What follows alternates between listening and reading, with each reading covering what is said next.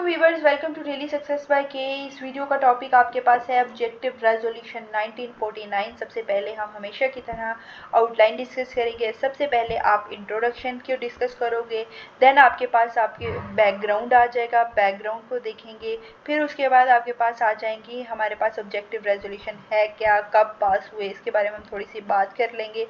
Salient features देख लेंगे। ठीक है, ये आउटलाइन आपने ज़रूर याद करनी है, पेपर में यही काम आनी है आपके, बाकी सारी चीज़ें भूल जाती हैं।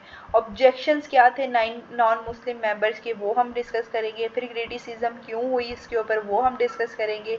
देन एट द एंड हम स्ट्रेंथ देख लेंगे ऑब्जेक्टिव रेजोल्यूशन की, और फिर इम्पोर्टेंस देख के कंक्लूजन करके हम इस सवाल को ख़त्म कर देंगे। ठीक है, बहुत बहुत बहुत आसान सवाल है। अब आपने ये आउटलाइन, आपका काम है कि आपने किस तरह से रटनी है। अगर ये रट लेते हो तो इजीली आप हेडिंग रट लो सिर्फ। ठीक है, अगर आप ये याद रह जाते तो आप आसानी से पेपर लिख लोगे। ठीक है, पेपर लिख लोगे। बस अभी जो मैं चीज़ें आपको समझाने लगी हूँ वो आपने कॉन्सेप्ट समझने हैं। वो कॉन्सेप्ट अगर समझ लेंगे तसल्ली से, सुकून से, तो आपके लिए सवाल हलवा बन जाएगा इंशाल्लाह। सबसे पहले ऑब्जेक्टिव रेजोल्यूशन, जो फर्स्ट ऑफिशियल कॉन्स्टिट्यूशनल डॉक्यूमेंट हम पाकिस्तान का कहते हैं ना, वो ऑब्जेक्टिव रेजोल्यूशन थे। ऑब्जेक्टिव क्या है, आपके मकासद। रेजोल्यूशन वो है, आप पढ़ते हो ना पाकिस्तान स्टडी के अंदर, हमेशा से पढ़ते आ रहे हो आप, करारदादे मकासद, करारदादे मकासद, बेसिकली उसकी यहाँ पे बात हो रही है।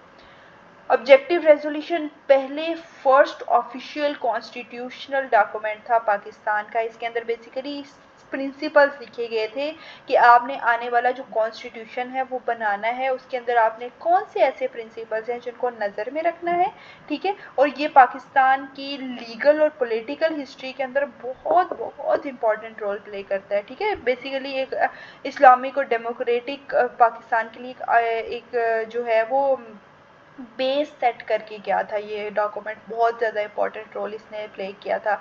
अब बेसिकली अगर हम देखें कि लेखी कौन आए थे, लियाकत अली खान, जो कि पाकिस्तान के पहले प्राइम मिनिस्टर थे। और कौन सी डेट को लेके आए थे, 12 मार्च 1949 को लेके आए थे, और उसी दिन के अंदर इसको पास किया गया था।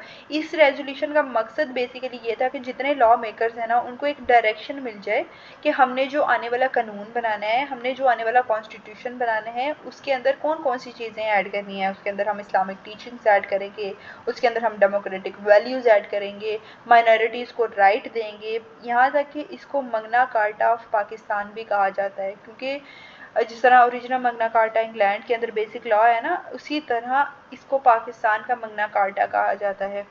बैकग्राउंड की अगर हम बात करें, 1947 के अंदर पाकिस्तान को आज़ादी मिली, कोई कॉन्स्टिट्यूशन नहीं था।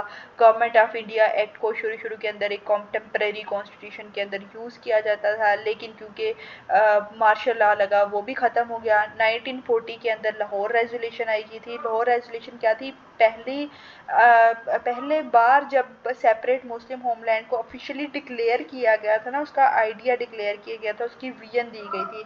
47 के अंदर इंडियन इंडिपेंडेंस एक्ट आ गया, उसके तहत उनको आज़ादी मिली और पाकिस्तान एक इंडिपेंडेंट स्टेट बना, प्रॉपर लीगल डायरेक्शन मिली, कॉन्स्टिट्यूएंट असेंबली बनाई गई। ठीक है, इसके अंदर प्रॉपर गाइडिंग प्रिंसिपल्स प्रोवाइड किए गए। प्राइम मिनिस्टर जो थे हमारे लियाकत अली खान, उन्होंने ऑब्जेक्टिव रेजोल्यूशन को इंट्रोड्यूस कराया और पास कराया। ठीक है, और इसके अंदर मगना कार्टा, ये आपने बात करनी है बैकग्राउंड के अंदर के 47 के अंदर आया ये वो, जितने अगर आपने ये वीडियोस देखी ना तो बैकग्राउंड तो आप इजीली लिख सकते हो। बहुत आसान आसान चीज़ें हैं इसके अंदर, बस एक हिस्ट्री है ना, मैं जिस तरह आपको कहानी सुना रही हूँ आपने इसी तरह ये कहानी लिखनी है। ठीक है, ऑब्जेक्टिव रेजोल्यूशन जो है बेसिकली एक फॉर्मल डिक्लेरेशन थी कॉन्स्टिट्यूएंट असेंबली की तरफ से कि पाकिस्तान एक सोवरेन और इंडिपेंडेंट कंट्री होगा, इस्लामिक असूलों के अकॉर्डिंगली चलेगा, डेमोक्रेसी का ख्याल रखा जाएगा, जितने भी सिटीजन्स हैं उनके राइट्स को प्रोटेक्ट किया जाएगा, इंटरनेशनल पीस और जस्टिस का ख्याल रखा जाएगा। सेलिएंट फीचर्स की अगर हम बात करें, सबसे पहला सेलिएंट फीचर है इसका सोवरेनिटी, सारी अल्लाह के पास है, यानी असल पावर, असल ताकत अल्लाह के हाथ में है। इंसान अल्लाह के नुमाइंदे हैं और अल्लाह ताला ने जो हदूद मुकर्रर की हैं उसके अकॉर्डिंगली, उसके अंदर अंदर रह के वो जो है वो कंट्री के ऊपर रूल करेंगे। Authority is a square trust, leaders और जो लॉ मेकर्स हैं वो अपने सारे काम ऑनेस्टली करेंगे, ईमानदारी से करेंगे, अपना मफाद नहीं देखेंगे, वो लोगों के गुलाम हैं और लोगों की भलाई के लिए काम करेंगे, ठीक है।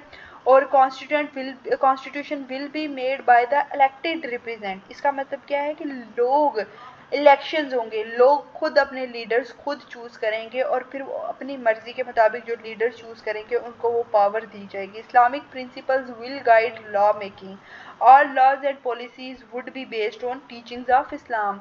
यानी जितने भी लॉज, जितनी भी पॉलिसीज़ बनेंगी वो सब इस्लामिक असूलों के मुताबिक बनेगी। माइनॉरिटीज़ को उनके राइट दिए जाएंगे, ह्यूमन राइट्स का ख़ास ख्याल रखा जाएगा, फेडरेशन का कॉन्सेप्ट कि पाकिस्तान एक फेडरल स्टेट होगी, इंडिपेंडेंट स्टेट होगी, ठीक है। और Pakistan would follow the principles of the UN, United nation. यानी ताकि, इसका मतलब क्या है, इसको क्यों ऐड किया गया, ताकि दुनिया के अंदर पीस को प्रमोट कर सकें, जस्टिस को प्रमोट कर सकें, कॉपरेशन को प्रमोट कर सकें। ये आपके पास से सेलिएंट फीचर्स जो कि इंतहाई आसान थे। इसके अंदर कोई रॉकेट साइंस नहीं थी कि मैं कहूँ कि मैं इसको बहुत एक्सप्लेन कर करके आपको बताऊँ। ईजी हैं और आप नोट्स भी देख रहे हैं कि बहुत ही हलवा है ये। अगर आप मेरे लेक्चर्स के बगैर भी देख रहे हो तो आपको ये नोट्स ईजीली समझ में आ जाएंगे। ऑब्जेक्शंस ये थी नॉन मुस्लिम्स की कि स्टेट को ना रिलीजन से अलग रखा जाए।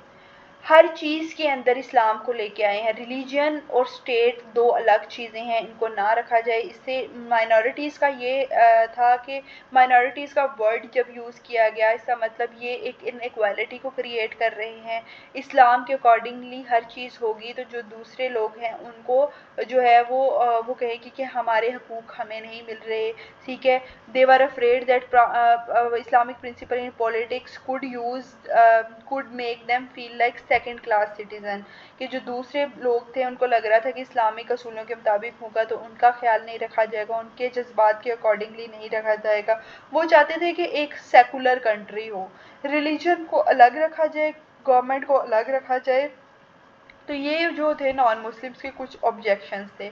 क्रिटिसिज्म अगर हम देखें तो वो वही कि आप रिलीजन और पॉलिटिक्स को बहुत ज़्यादा मिक्स कर दिया गया है और ये अगर हम डाइवर्स सोसाइटी के ऊपर अप्लाई करने लगे तो वहाँ पे ये एक बहुत क्योस क्रिएट कर सकता है, बहुत एक अनक्लियर और अनवेग सी सिचुएशन क्रिएट हो जाएगी और लोगों को ये बेसिकली सिटीजन्स को मुस्लिम्स और नॉन मुस्लिम्स के अंदर डिवाइड कर देंगे।